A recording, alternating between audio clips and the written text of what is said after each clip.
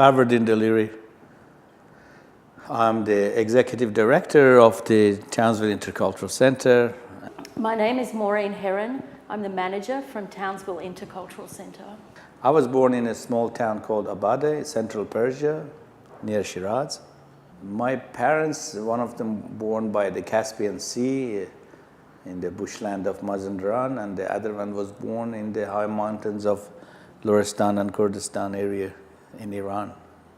I was born in Newcastle upon Tyne in the northeast of England. I am a Geordie. My parents were also born in the same town and in northeastern England. How long have you lived in Townsville? Close to 30 years. This is my 6th year in Townsville, and I'm absolutely converted. I love living in Townsville. Here we are in the business of helping community to live up to its standards as a open, free, welcoming and fair and socially just society.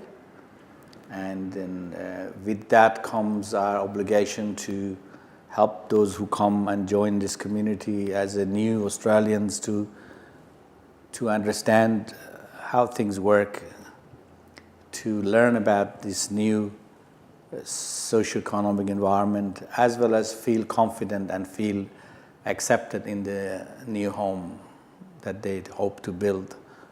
In my position as manager, I support a team of community service workers to deliver government-funded contracts, and we work very closely with refugee and migrant communities. I've been working with migrants and refugees since I arrived in Australia in '85 in Tasmania. I started working with the Migrant Settlement Services in Launceston and Devonport.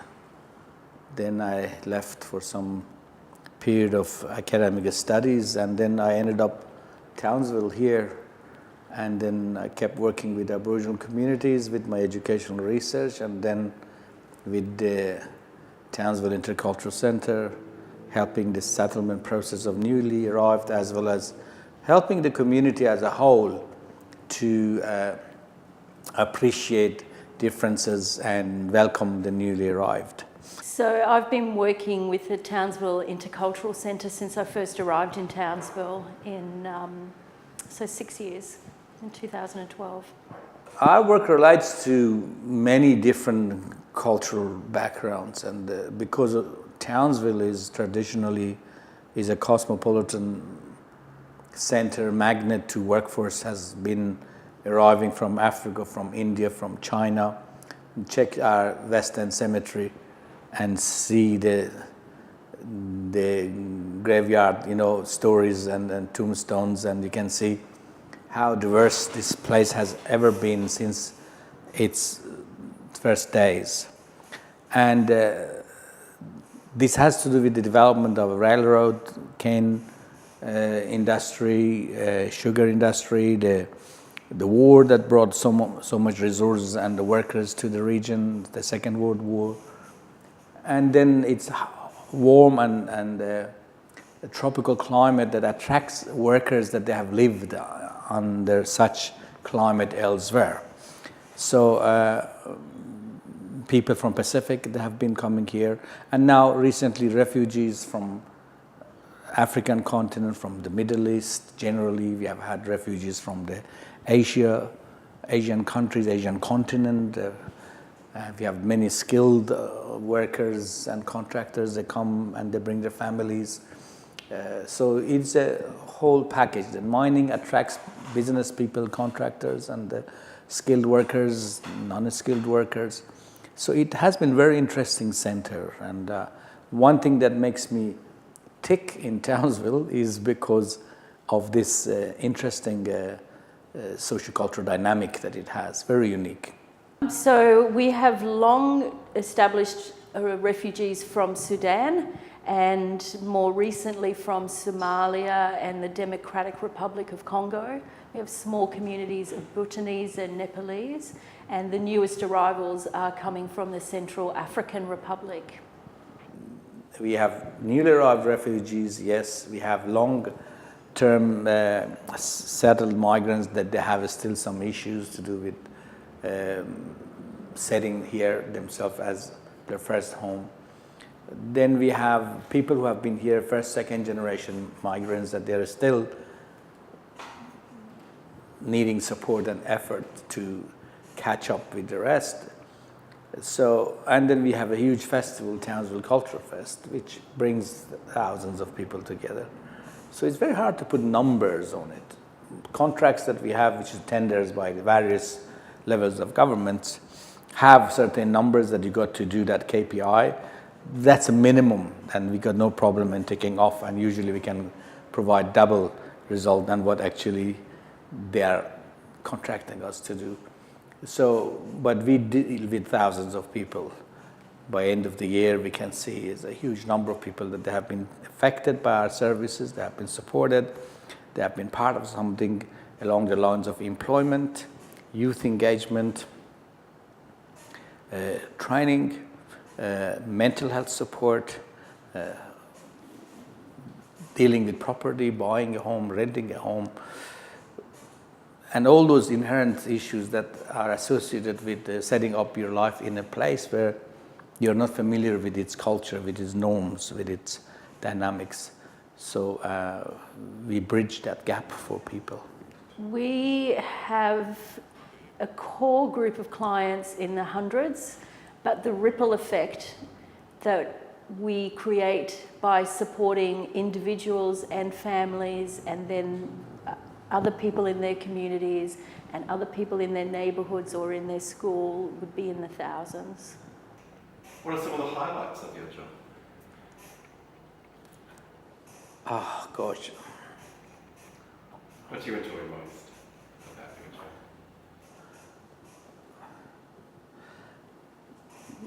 job? We have been in it for long enough that, you know, when you're able to see that your work has made someone else's life easier or changed for better, or shifted a pathway from nowhere to somewhere, when you see that, you're walking in the shopping center, walking on the road, and you see people, somebody driving a taxi, somebody is on a security guard by a bank, you look at those situations, you feel that, look, you know, I've done something worth living for. It's not about taking glory or pride of doing something. It's about feeling a meaningful achievement in the life which is making us worth living this life.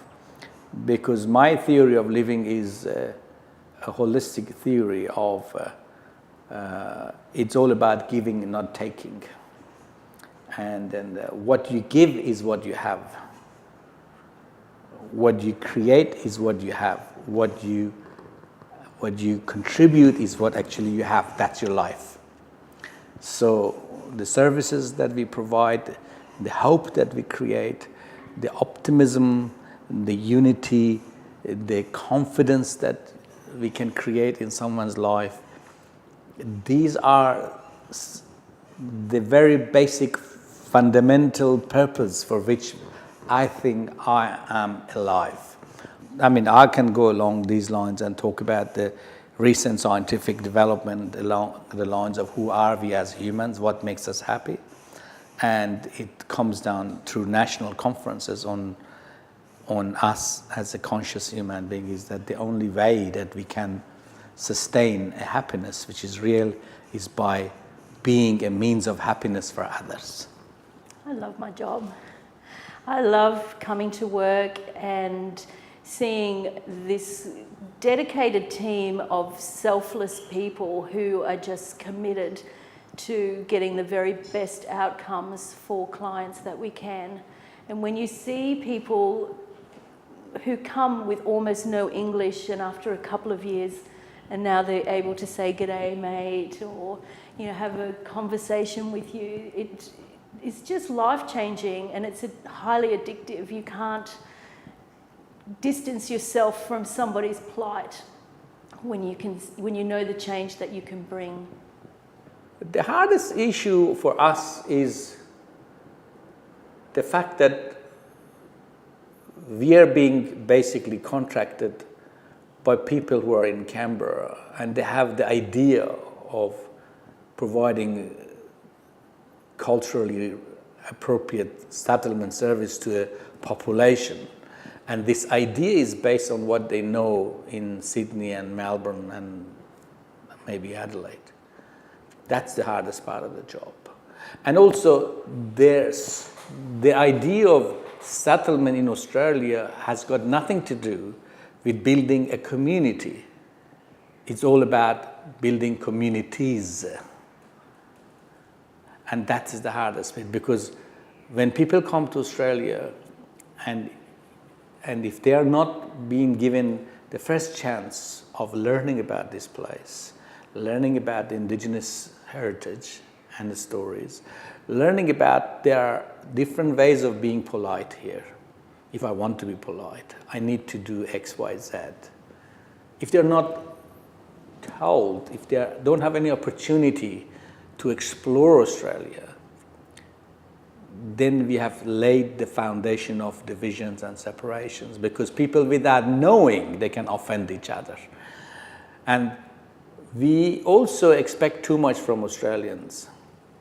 We think that they should basically do the hard way, they should do the hard yard of understanding all the migrants, understanding where they come from, appreciating them. But the other way around, there's no investment. That I, as a newly arrived refugee, should understand and appreciate and accept my home country. So the acceptance that we preach is not necessarily two-way acceptance. You, Australian mainstream white male, have to accept me as refugee from Iran. And that is harmony. And this is the hardest part, because with our job comes a lot of nurturing, a lot of helping people to understand Australian socio-cultural context. They all mean well, they're all happy to learn, okay, is this the way to be polite? Is this the way we say hello? Is this the way that we actually make friends with the neighbor? Yeah, that's the way you do. Okay, I'm going to make lots of friends now. And that simple thing, like how to say hello, how to greet, how do you start a conversation? If somebody says it's a nicer weather, what does it mean? If somebody cracked a joke about you, what does it mean? People aren't being told those things. And then they feel isolated, they feel cut off.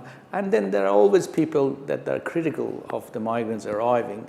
So we create an environment which is always suspect of division. It's always lending itself to division.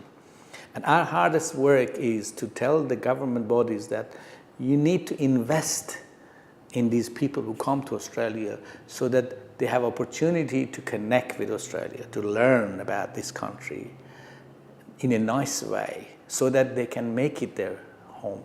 They can relate to the neighbors, the taxi driver, the boss at work, and the farmer who's going to give them a job to pick a potato. And this is where there's a big disparity between what a real settlement in Australia means and what the government tries to achieve. Right? Millions of migrants come to Australia, but not everybody arrives at Australia. And I can say that on the record, I've got no problem saying that. Arriving to Australia, meaning that getting out and meeting people, feeling that I'm here and I'm trusting this community and I'm going to be part of this. And these people also can be trusted. And this is my new home, these are my new neighbors. If I can't make that decision, then I can't expect them to accept me on my term. So this is where the settlement programs that we are doing becomes very specialized based on our experience, and we try to do a good job of it. But most of it is outside of the contracts that we have with the government, including the Townsville Culture Fest that we do, with a huge ability to engage with people, to bring them together, to relate to each other interculturally, and to consider that everybody has a culture, including that so-called white man, also he has a culture. Okay, and then we try to understand, taste, play, dance, and this is totally outside of any contract that government would give to any agency to do the settlement program, and that is the hardest bit. So we have to do that on our own time, at the resources that we have to raise from community, but the true settlement happens when people actually come into the space where they feel that everybody ought to learn something from somebody. And there is a lot that we can help each other with when we are appreciative of the new body of the knowledge and learning. And that is something that we do it with or without government support. Certainly some of the harder issues are trying to explain how Townsville, with its such low economic access, how people who have limited English can't just springboard into a new life, getting a job, learn English as quick as they can, start to buy a house. You know, it's very difficult to explain to people that that's just, you have to do the baby step first in order to get the outcome. The biggest problem that most newly arrived would suffer from is being disconnected and isolated. That exasperated by the sense of lack of trust. And it's not that people don't trust Australians. They come from the environment, from an experience that they have been let down by communities, most often by their own communities, by their own armies, by their own government. So they end up here as refugees, so they already have lost trusting. They are very protective. They are very much apprehensive of being put down again, being again marginalized, right? So that is the biggest problem.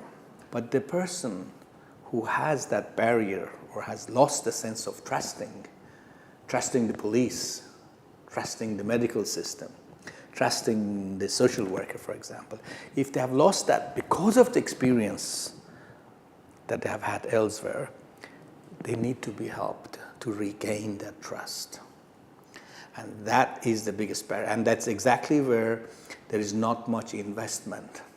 And in most bigger communities, people actually glue or grow to people of same language, same religion, same cultural background because of the fact that it's easy to trust your own type than someone else's.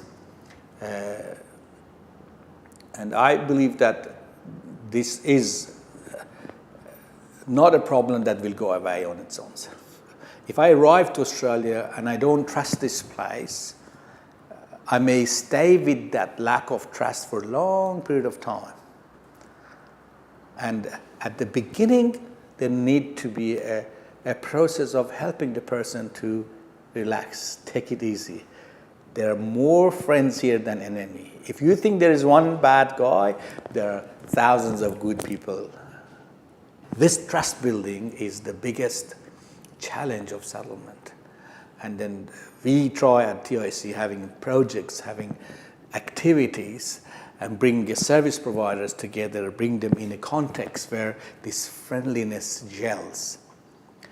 And this is not part of traditional social work, mandate or the tendered government service. Absolutely, it's an invisible problem, but it is the problem. And most of the project that we do, having that at the core of it, empowering the individual to be able to say, look, I'm home. Okay, it's good now. Let's have some fun here. Where do I go for fishing now? Which sport I'm going to be part of, okay? And then, where is the walking track? I'm here. And this sense of arriving and unpacking mentally is something that most people are stuck at that point. Overcoming the circumstances that brought them to Australia is the biggest barrier that they have on initial arrival.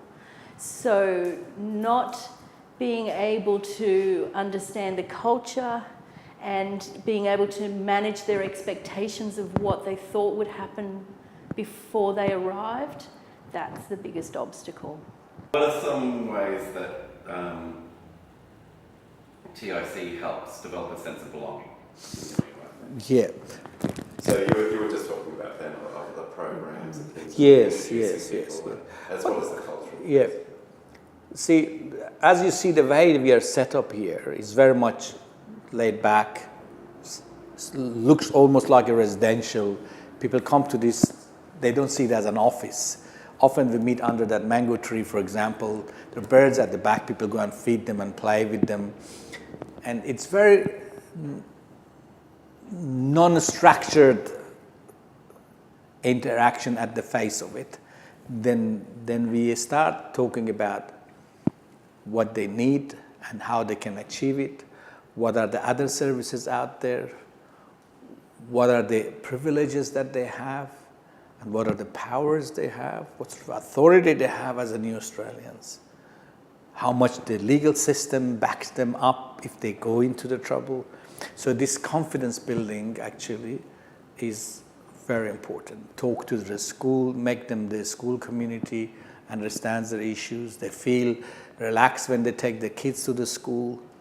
And then some of the schools that we work with, they specialize on kids from a non-English speaking background. They do a pretty good job of that. They're like angels, these teachers. They just reach out to them and they make such a great relationship with them, which is fantastic. We see that happens. But we need to speed it up so that they actually open up to that faster. Because these teachers that they teach English to newly arrived refugees, they have been there for a long time. The sooner these people go in and connect with them and engage and trust that this is going to work for me, faster they can work. So Australia and Australians are one of the best in terms of accepting and adapting. You don't need to spend generations till you actually connect. I've lived in different parts of the world. And you can live, in a land for generations as foreigner. But here in Australia, you have a chance, particularly in the regions. Very quickly, you get accepted and incorporated into the social norms. And you don't have to really struggle along to be able to impress people, make friends. So we need to make that opportunity work for the migrants, and we need to also help them to understand that this is how it works. So Australian people are, by and large, one of the most adapting and accepting people in terms of accepting something else that's coming to them. That's why we have had such a successful immigration policy in Australia. The credit goes to the majority of Australians, the silent majority, who actually are cool about it. And we need to make this thing appreciated. People should have some gratitude towards it and make most of it. But often we hear criticism more than gratitude. And that's where we try to teach people that if you want something to grow, you have to have gratitude towards what it is. And criticism is good, but gratitude is what grows relationship, and that's what actually we try to get across. We have so many fantastic opportunities for people to develop a sense of belonging here in Townsville. We recently delivered a Queensland government project which was themed around Aussie barbecues.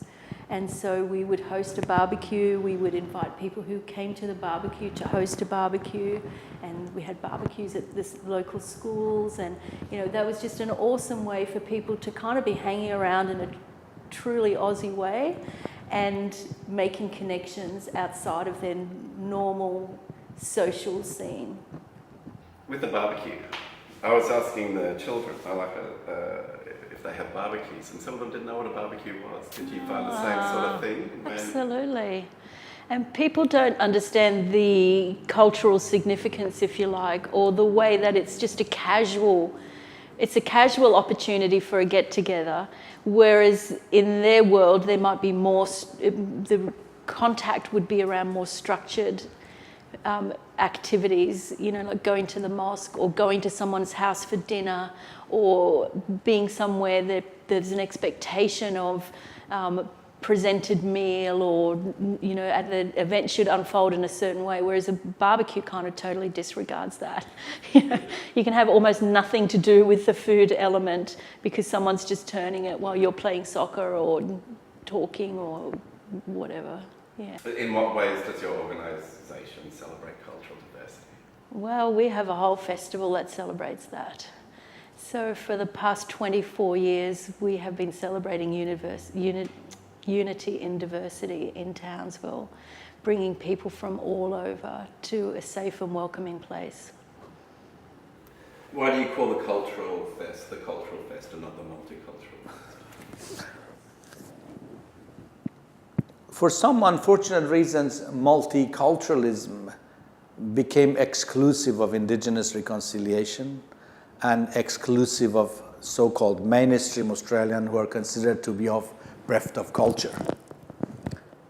When you have a term which is exclusive, then it can't be a pathway towards inclusion. I'm multicultural because I've got beads around me, I've got a different color tan, and I've got an accent, and you can't be multicultural because you have none of them.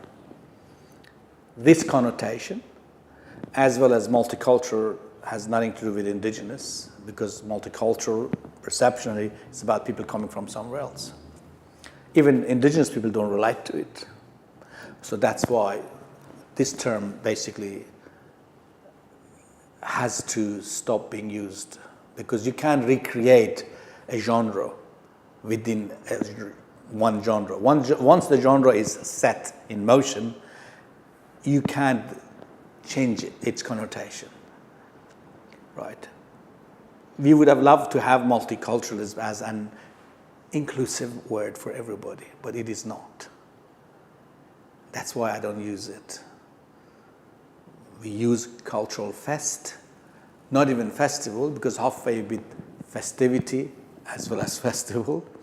So we don't use multicultural, we say cultural because everybody has a culture. Every person has a culture. Culture is what we live with. Culture is your McDonald's, your way of greeting people, your values you put to the world. That's culture. Everybody has some. Some people have traditional, visible items and icons. Some people, like Australia, have a young culture, so they haven't associated any dress code to it. But we have a lot of Australian slangs and nice vocabularies if you want to look for it. So everyone has a culture. So by saying cultural fest, you have opened up the door to everyone. But if you said multicultural festival, by connotation it means that first you got to be migrant from somewhere else, then you're in as a festival, that's it. So now, we do Townsville Cultural Fest, we also call it festival, and we advertise it for everybody, from the Indigenous person, Dreamtime traditions, to the recently arrived refugee from Congo, and whatever comes in between, including the Swaggy and Ned Kelly, and including the Waltzing Matilda and the Slim Dusty, that's included. So, and then we actually promote it as inclusion. We promote it as something for everybody. So we lose our funding because of that. We lose some of our supporters who would say, look, this is no more multicultural. You lost your way. Yeah, okay, fine. But we gain a lot of community as a whole support because they see this is what we all want. We want somewhere where everybody turns to without any labels or judgment, whether you came early or late, newcomer, oldcomer, bugger all. You're here now. That's a Townsville Cultural Fest. And we do it with community support, not government support, because the Cultural Fest doesn't fit into that type of agenda which is attracting government support. Tourism doesn't support it because they think this is multicultural. go to the multicultural thing. Multicultural doesn't support it because it's all about tourism and the mainstream and the slim dusty and the Aboriginal go to the reconciliation funding, go to the Aboriginal fund. No, it's all about migrants, go somewhere, so look back at the rest. We will charge at the gate and we will do exactly what is good for Australia. And migrants and refugees come there and they really have fun because they feel it's for everybody. It's not just, you don't have to be a type to come in. You just feel free and accepted and come in. And that's its Townsville Cultural Fest. And next year, we are doing the 25th anniversary. We have done 25 years of that. And then I think that this is the future of Australia. What are some of the things that you like about living in Townsville? Look, I love the fact that I can live so free and happy and no real weather. You can pretty much rely on being able to visit the Strand and not getting rained out. My children are very happy here. We have got very stable and lives full of richness living in Townsville. See, I lived in Melbourne, okay? I have a lot of friends in Sydney and big places. If you ask someone in Sydney, if any of my friends, do you know the name of your neighbors? Who they are? Nah. They come early, they go late, so that's it. And that's a norm. You don't have to know them. You live in a flat and apartment, you're just absolutely detached. In Townsville, you could basically learn the name of half of the people. You actually run into them in the shops, in everywhere. So that's what basically makes it attractive to me, because you can create and enjoy a sense of community. And I like that. You know. I like to feel that I'm part of a community. But when I'm in Brisbane or in Sydney or Melbourne, I don't think I'm in a community. I think I'm in a big city. When I go to the town centre, go to a pub or go somewhere, then I feel community. But then I don't know anybody there. Still, that's the best I can get for community, or go to my own little social club. Then maybe I feel a club membership community. But here, you just go across the road to the shopping centre and you just see left or right somebody that you know, you feel you're in the community. What does being a Queenslander mean to you? Oh, being a Queenslander is new for me. So coming from England when I was 12, we only lived in New South Wales as a family. And then when I came to Townsville, I really started to think, oh, there is a difference in the States. And I hadn't acknowledged that before.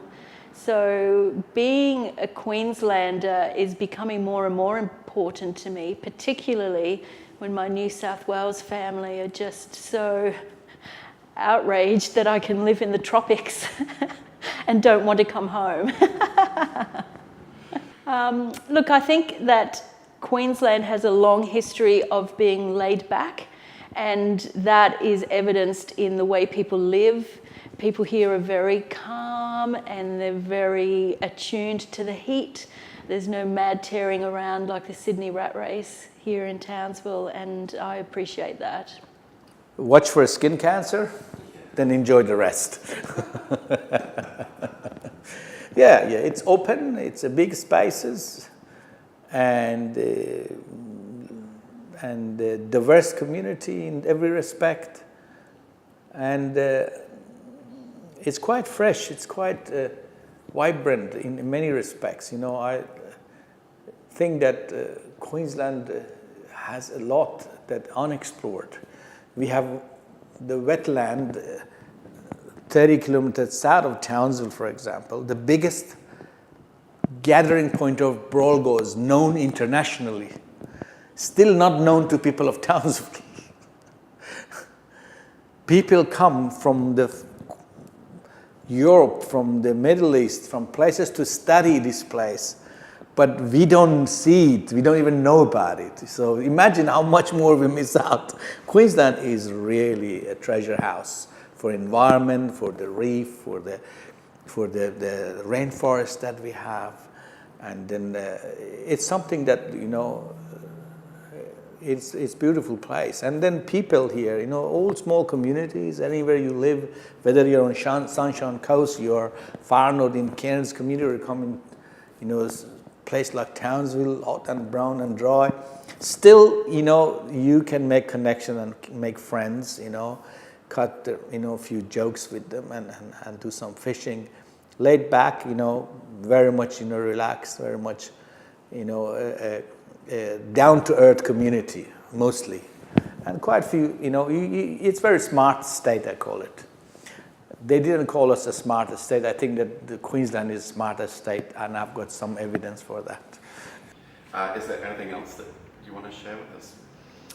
Well, I'd like to commend La Luna and you for the work that you're doing. It's critical that people in the wider community understand who lives here in Townsville. These aren't just blow-ins who are going to land and leave. There are people who have lived here from Sudan in particular for the last 15 years. And it's critical that we all get to know each other and we all enjoy being around each other. So well done to you. Longest place I stayed in anywhere in the world is Townsville. So no matter where I go next, the quarter of century or more of my life here makes me a Townsville person. So I don't know how long more I live and where, but I can't live anywhere else as long as I lived here. So, and nowhere else in the world I lived this long. So it's basically buggered. Basically, I'm a Townsville person. That's good enough for me. You know, whether I go to Brisbane or Melbourne, back or forward, this place has left mark on me, and I think that with the Townsville Culture Fest and the promotion of harmony and acceptance, we have left our mark on this